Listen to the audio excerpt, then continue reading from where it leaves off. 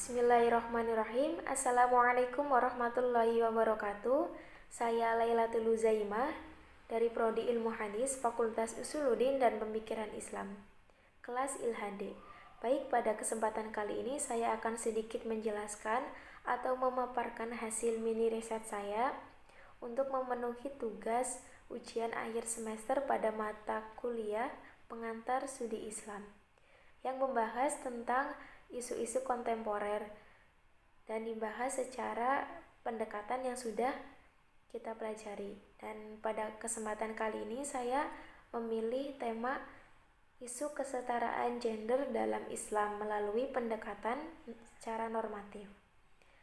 Langsung saja, transformasi yang lahir di dalam isu-isu kontemporer sebagai ancaman pada saat Perang Dingin berakhir dan bisa dikatakan sebagai ancaman global yang bertransformasi menjadi sebuah ancaman masyarakat. Sedangkan pengertian isu kontemporer Islam adalah suatu gagasan untuk mengkaji Islam yang telah terpengaruh oleh modernisasi guna memberikan solusi dimensi bagi kehidupan lampau maupun saat ini. Baik, kita masuk ke pembahasan yang pertama.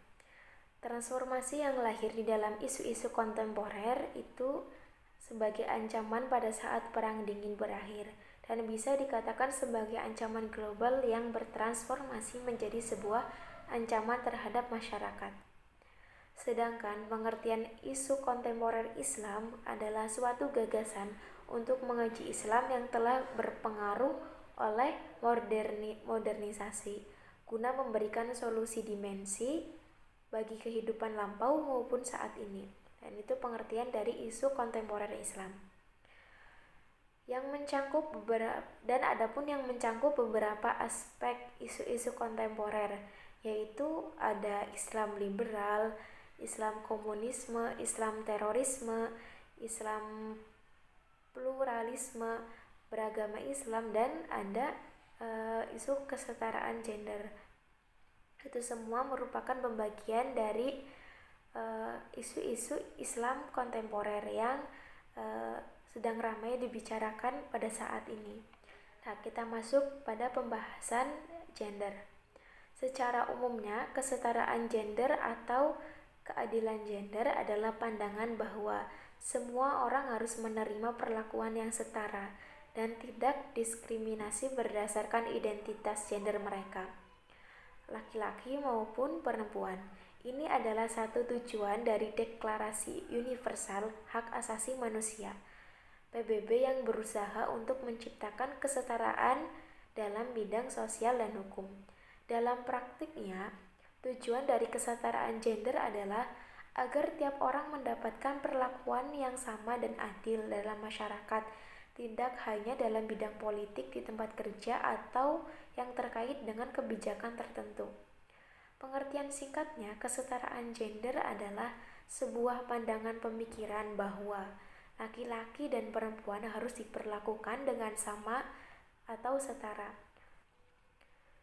Dan adapun contoh kesetaraan gender dalam masyarakat.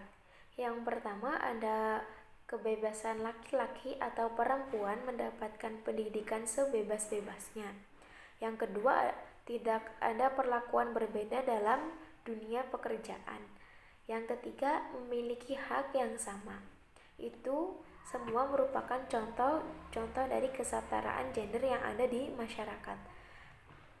Ya, lanjut, kesetaraan gender dalam Islam atau secara normatifnya, Allah menciptakan manusia yang berbeda-beda jenis, kelamin, fisik, dan tabiatnya.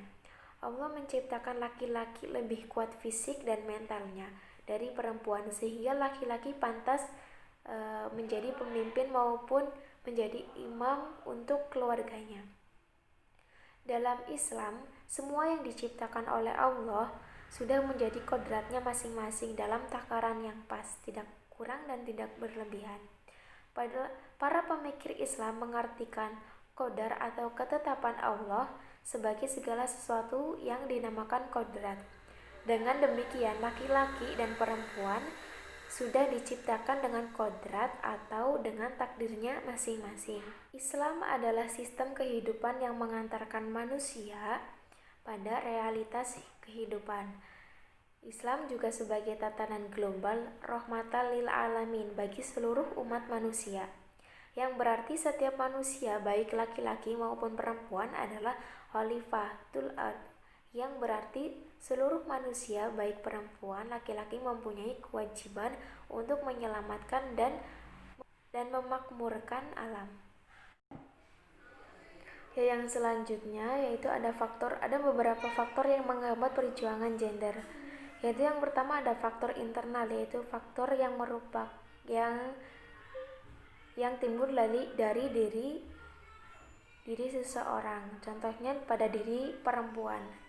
Pada diri perempuan tersebut yang menganggap bahwa laki-laki lebih kuat daripada perempuan. Dan pemikiran seperti ini yang bisa menimbulkan ketidakberanian perempuan untuk maju.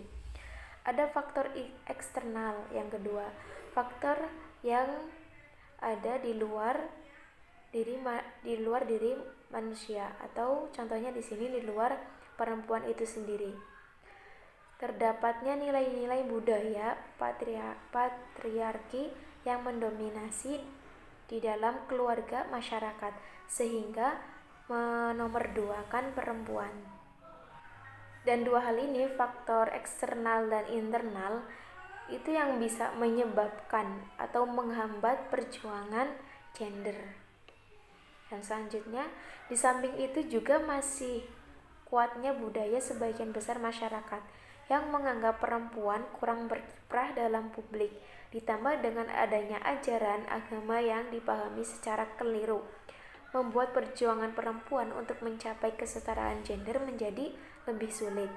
Ketimpangan peran gender sebagai suatu permasalahan dalam dunia Islam serta sisi gelap perilaku-perilaku yang dikaitkan dengan maskulin tidak bisa didekati hanya melalui perspektif perempuan saja, namun juga harus secara empati melihat dari sisi laki-laki.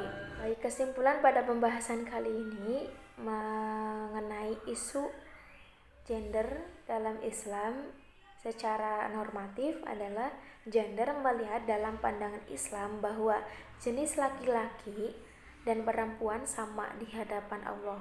Memang ada ayat yang menegaskan bahwa para laki-laki atau suami adalah para pemimpin perempuan atau istri, yaitu dalam surah An-Nisa ayat 34. Dan juga yang berbunyi surah yang berbunyi Ar-rijalu qawwamuna 'alan nisa, bahwa laki-laki itu lebih tinggi derajatnya daripada perempuan. Namun kepemimpinan ini tidak boleh mengantarkan kepada kesewenang-wenangan, karena dari sisi Al-Quran memerintahkan untuk tolong-menolong antara laki-laki dan perempuan. Dan pada sisi lain Al-Quran memerintahkan pula agar suami dan istri mendiskusikan persoalan mereka. Sekian dari saya, kurang lebihnya saya mohon maaf. Wassalamualaikum warahmatullahi wabarakatuh.